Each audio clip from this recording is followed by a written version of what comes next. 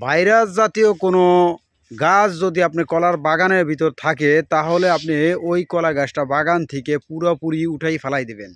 Panama রোগ এটা এক প্রকারে বলা যায় যে এটা একটা ক্যান্সার রোগ, যাতে যেই রোগটা হইলে বাঁচার কোনো উপায় নাই।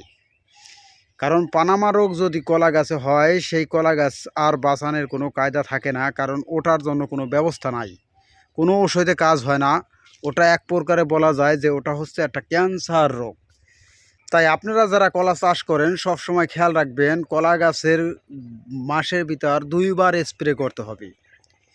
এই স্প্রে যদি করেন তবে একটা জিনিস মনে করবেন, সবসময় কলা গাছের জন্য কড়া ওষুধ ব্যবহার করতে হবে। কারণ কলা গাছের যে পোকামাকড়গুলো লাগে ওই পোকামাকড়গুলো কড়া ওষুধে দমন হয়। আর আরেকটা জিনিস মনে করবেন, একই ওষুধ বারে বারে ব্যবহার করবেন না। বিষের ক্ষেত্রে মাঝে মাঝে কিছু ঘুরাই ফুরাইয়া ব্যবহার করতে হবে। বাগানের ভিতর কোনো কলা গাছের ডাউগরা মরা রাখা যাবে না, এমনকি ডাউগরা কেটে সেই ডাউগরা বাগানে ঘুরাই রাখা যাবে না।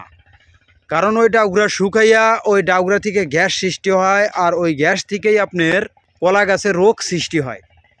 এর জন্য কলা গাছ রাখতে হবে সবসময় পয় পরিষ্কার, বাগানের ভিতর কোনো মরা ডাউগরা রাখা যাবে না, পয় পরিষ্কারভাবে বাগান রাখতে হবে।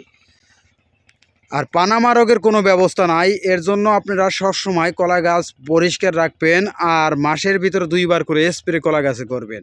আজকের ভিডিও এ পর্যন্তই। ভালো থাকবেন, সুস্থ থাকবেন। আসসালামু আলাইকুম।